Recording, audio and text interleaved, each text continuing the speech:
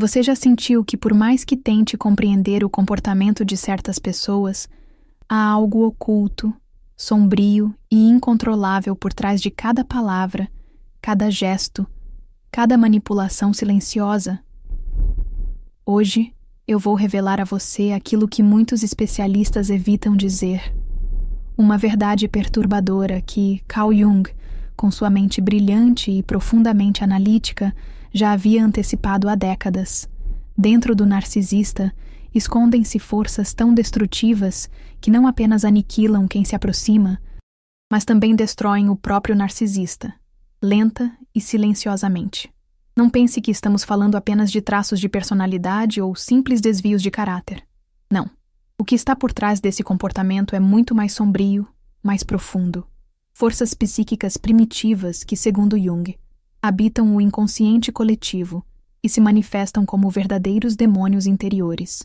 São 7 forças ocultas, 7 demônios escondidos que, quando ativados, não apenas moldam a máscara encantadora do narcisista, mas também conduzem aqueles que se aproximam a um estado de destruição emocional, confusão mental e paralisia existencial. Neste vídeo, prepare-se para adentrar um território obscuro, onde a psicologia encontra o arquétipo sombrio e onde o conhecimento não é apenas uma ferramenta de compreensão, mas uma arma de sobrevivência. Porque quando você compreende o que realmente está por trás do narcisista, você se liberta da culpa, da dúvida, da necessidade incessante de agradar, e começa a enxergar a realidade com uma clareza brutal, mas também libertadora. A cada minuto que passa, você será conduzido por revelações que podem mudar para sempre a maneira como você enxerga seus relacionamentos, sua história e, sobretudo, a si mesmo. Não é exagero dizer que compreender esses 7 demônios ocultos pode ser a diferença entre permanecer aprisionado num ciclo de abuso invisível ou finalmente retomar as rédeas da sua vida, com a força e a consciência que Carl Jung tanto defendeu como o caminho inevitável para a individuação. Por isso, eu peço, permaneça comigo até o final deste vídeo. Cada segundo importa. Cada revelação vai ampliar sua percepção. E acredite, quando o 7º e último demônio for revelado, você nunca mais olhará para o narcisismo, nem para suas próprias escolhas, da mesma maneira. Esta é a verdade que destrói vidas, mas que pode paradoxalmente salvar a sua. Carl Jung sempre alertou que o ser humano, para conviver em sociedade, constrói máscaras, as chamadas personas. Mas no narcisista, essa máscara não é apenas um instrumento social. Ela é um demônio ativo que sequestra sua verdadeira essência. O primeiro demônio que habita o narcisista é justamente esse: a necessidade compulsiva de criar uma persona fascinante, irresistível, admirável, mas totalmente falsa. E é justamente esse fascínio que seduz, prende e destrói quem se aproxima. O mais perverso é que, como diria Jung, essa máscara não é consciente. O narcisista acredita ser aquilo que apresenta ao mundo. Vive e respira sua própria ilusão, transformando-se num personagem encantador que manipula emoções, cria vínculos profundos rapidamente e depois os rompe com a mesma velocidade, deixando vítimas perplexas e emocionalmente devastadas. E você, talvez sem perceber, pode ter sido, ou ainda seja, uma dessas vítimas.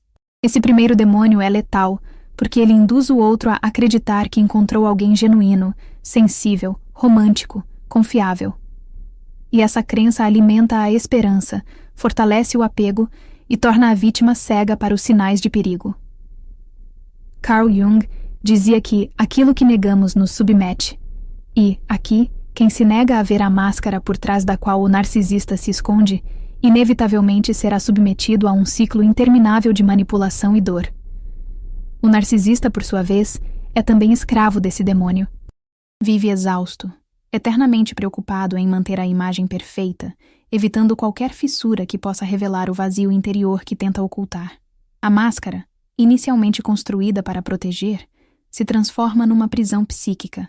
E como Jung tão bem explicou, aquilo que reprimimos em nosso inconsciente, mais cedo ou mais tarde, retorna, mas de forma monstruosa.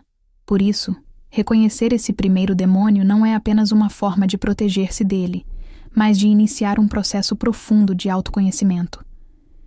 Entender que a máscara do narcisista não é real, mas sim uma armadilha arquetípica, é o primeiro passo para romper com o ciclo de dor que ele provoca. E agora, prepare-se, porque o próximo demônio é ainda mais perverso. Ele se alimenta diretamente da sua vulnerabilidade emocional. Carl Jung ensinou que o ser humano busca a individuação, um processo de integração de todas as partes de si mesmo, luz e sombra, para se tornar inteiro. O narcisista, no entanto, interrompeu esse processo. O segundo demônio que o possui é uma fome insaciável por validação externa, uma necessidade desesperada de ser admirado, desejado e invejado. E essa fome nunca se sacia, porque não é baseada na realidade, mas no vazio do self fragmentado. Essa necessidade transforma o narcisista em um verdadeiro predador emocional. Ele não se aproxima de você porque te ama, ou porque vê em você uma pessoa com quem possa construir uma relação saudável.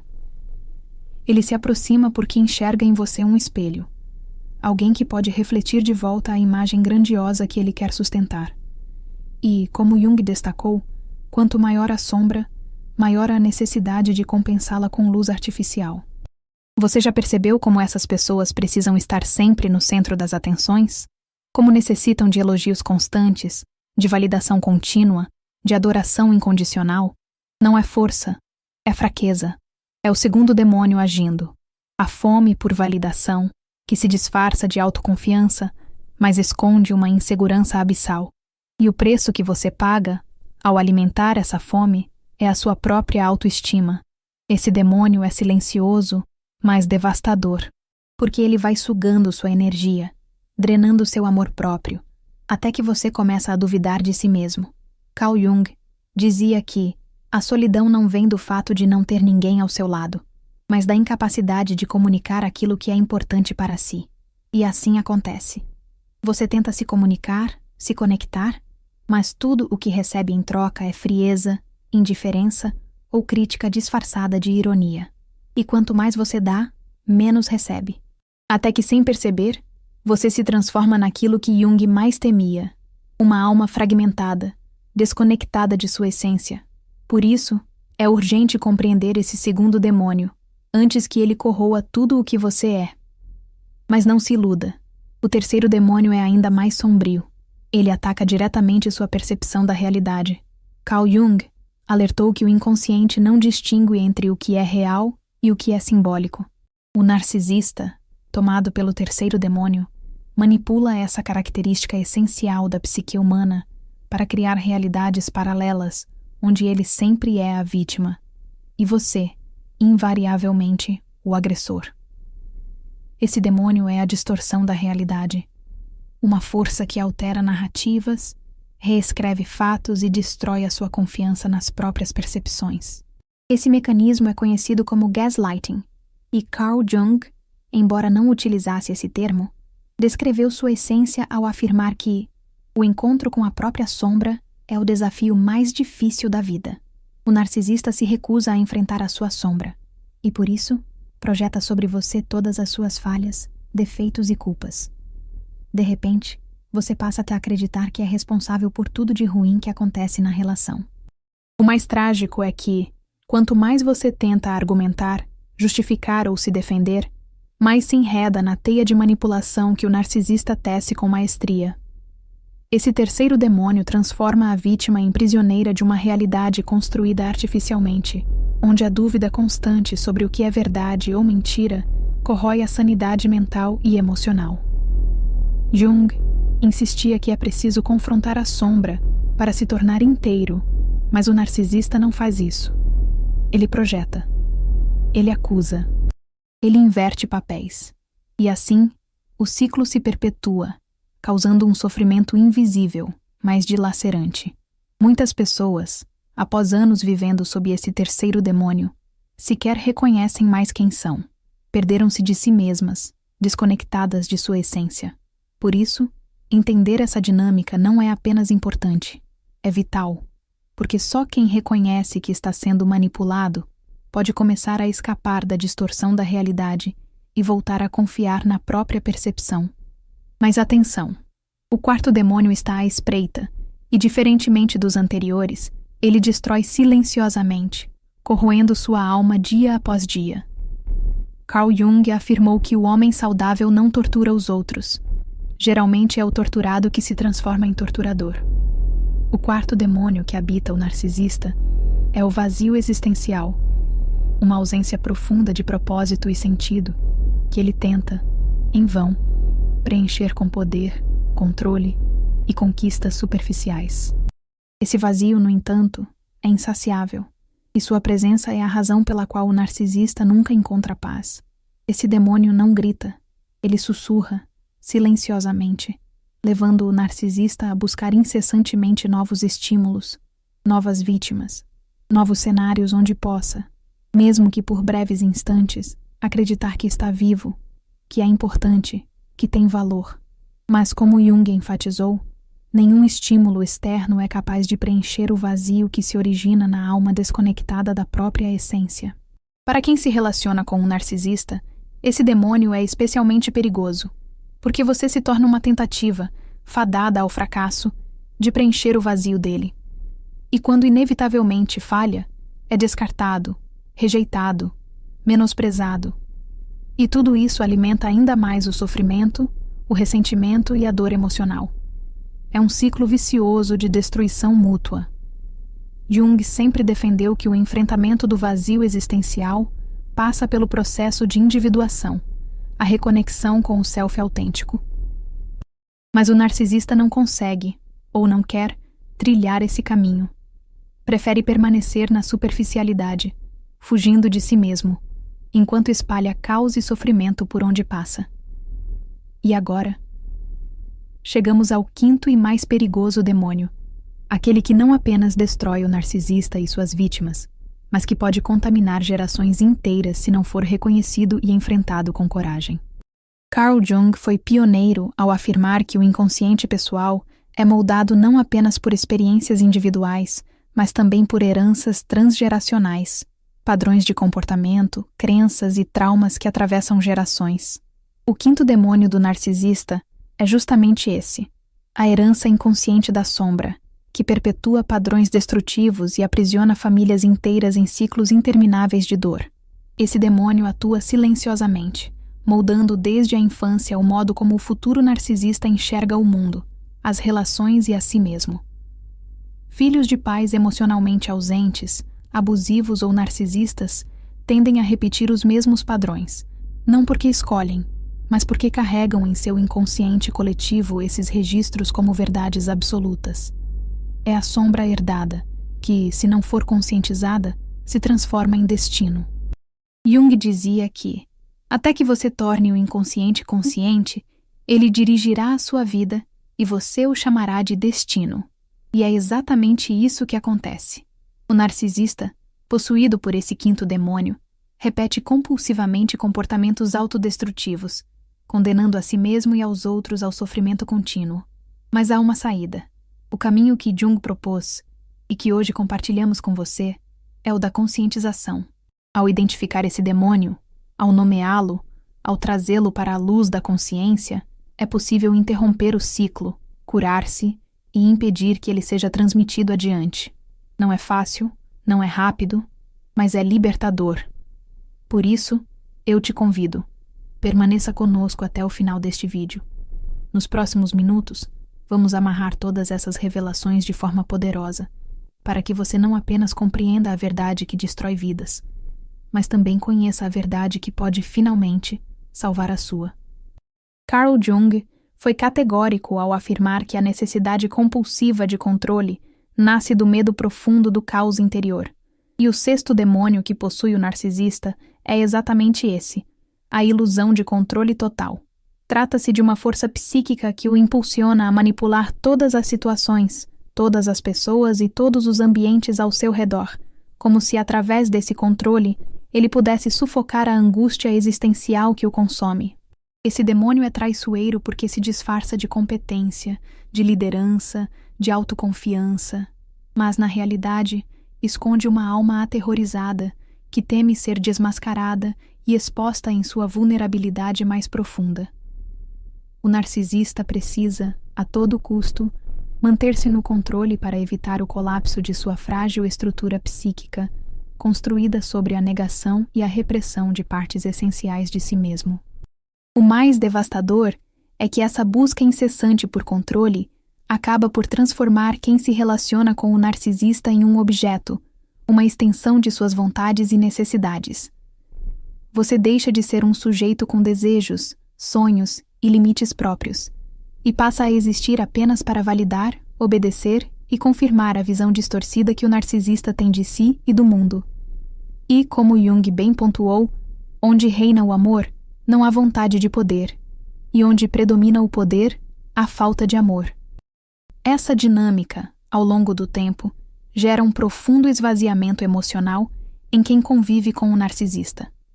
Você se sente sufocado, perdido, sem espaço para ser quem realmente é. E o mais cruel, quanto mais tenta agradar, mais percebe que nada nunca será suficiente. O narcisista sempre exigirá mais, sempre elevará o nível de controle, como se num desespero inconsciente quisesse aprisionar o mundo inteiro para calar a própria angústia. Mas a verdade, como nos lembra Jung, é que o controle absoluto é uma ilusão. O caos que o narcisista tanto teme habita dentro dele, e mais cedo ou mais tarde, irrompe em explosões de raiva, crises de depressão ou atitudes autodestrutivas. E, infelizmente, quem está mais próximo, quem mais o ama, acaba se tornando o alvo ou a vítima desse colapso inevitável. Agora prepare-se, pois o próximo demônio é o mais silencioso e, paradoxalmente, o mais destrutivo de todos. Para Carl Jung, o amor verdadeiro exige a integração da sombra, a aceitação das partes mais ocultas e indesejáveis do ser. O narcisista, porém, não realizou essa integração. E é exatamente por isso que o sétimo demônio se manifesta: a incapacidade de amar verdadeiramente. Este demônio é a ferida mais profunda da alma narcisista e a que mais destrói aqueles que se aproximam em busca de afeto, carinho e conexão. O narcisista pode dizer que ama, pode até acreditar nisso, mas suas ações são movidas pela necessidade de suprir carências, manipular ou manter o controle, nunca pela entrega sincera e desinteressada que caracteriza o amor autêntico. Jung advertia que o encontro de duas personalidades é como o contato de duas substâncias químicas. Se houver alguma reação, ambas se transformam. Mas no caso do narcisista, não há transformação, apenas repetição compulsiva de padrões destrutivos. Você talvez tenha sentido isso na pele, aquela sensação de que, por mais que se esforce, por mais que demonstre amor, nunca consegue tocar o coração do narcisista. Isso acontece porque, para ele, o amor é uma ameaça, um convite à vulnerabilidade, à entrega, ao abandono do controle.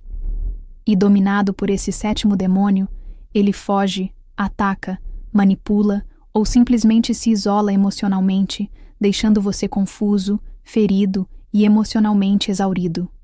Essa incapacidade de amar não é apenas uma falha moral ou uma escolha consciente. É uma prisão psíquica, construída ao longo de anos, alimentada por traumas, rejeições e, principalmente, pela recusa em olhar para a própria sombra. Jung dizia que ninguém se ilumina fantasiando figuras de luz, mas tornando consciente a escuridão. E o narcisista, ao recusar esse enfrentamento, condena a si mesmo a uma existência marcada pela superficialidade, pelo vazio e pela solidão emocional. Compreender esse sétimo demônio é, talvez, o mais difícil e doloroso dos aprendizados, porque implica aceitar que não importa o quanto você ame, ajude ou se sacrifique, o narcisista jamais será capaz de amar você de forma plena e verdadeira, enquanto estiver possuído por essas forças ocultas. E essa é a verdade que destrói vidas, mas que também pode libertar, se for encarada com coragem e lucidez. Agora, prossigamos, porque ainda há muito a ser desvelado sobre as marcas que esses demônios deixam em quem se relaciona com o narcisista. Ao longo deste vídeo, você pôde compreender que o narcisismo não é apenas um traço superficial de personalidade, mas sim a manifestação de 7 forças ocultas que, como verdadeiros demônios internos, moldam e aprisionam tanto quem as carrega quanto quem se aproxima. Como nos ensinou Carl Jung, aquilo que não se torna consciente dirige a nossa vida, e esse é justamente o maior perigo: permanecer inconsciente dessas forças, repetindo ciclos de dor e destruição sem sequer perceber. Agora você sabe, por trás do charme irresistível, da busca insaciável por validação, das manipulações sutis e da incapacidade de amar, há uma alma dilacerada por forças psíquicas que jamais foram integradas ou compreendidas. E talvez a reflexão mais importante que fica é esta: a responsabilidade pela sua liberdade emocional não é do narcisista, é sua. Apenas você pode decidir sair desse ciclo, reconstruir sua autoestima e caminhar em direção à sua individuação, como propunha Jung, acolhendo a própria sombra e se tornando inteiro. Não se trata de julgar ou odiar o narcisista, mas de compreender, com profundidade e lucidez, que ninguém pode oferecer aquilo que não possui. O amor, a empatia e o respeito que você tanto deseja não podem vir de alguém possuído por esses demônios ocultos. E aceitar essa verdade pode ser doloroso, mas também é profundamente libertador. Como dizia Jung, a liberdade se encontra no reconhecimento do destino, e não na sua negação. Por isso, neste momento, eu te convido a olhar para si mesmo com coragem, a fazer perguntas difíceis. Até que ponto você tem permitido que essas forças ocultas contaminem a sua vida? Até que ponto você tem se perdido ao tentar salvar quem não quer, ou não pode, ser salvo? A verdadeira cura começa quando, em vez de tentar mudar o outro, você decide se transformar, integrando sua própria sombra e assumindo a responsabilidade pela sua felicidade e bem-estar. Se este conteúdo fez sentido para você, eu te convido agora a fortalecer essa comunidade de pessoas que buscam conhecimento, autoconhecimento e libertação emocional. Inscreva-se no canal, ative as notificações, curta este vídeo e compartilhe sua experiência nos comentários. Sua voz é importante e pode, inclusive, ajudar outras pessoas que ainda não perceberam que estão presas nesse ciclo silencioso de dor. Juntos, podemos transformar informação em consciência e consciência em liberdade. Até o próximo vídeo.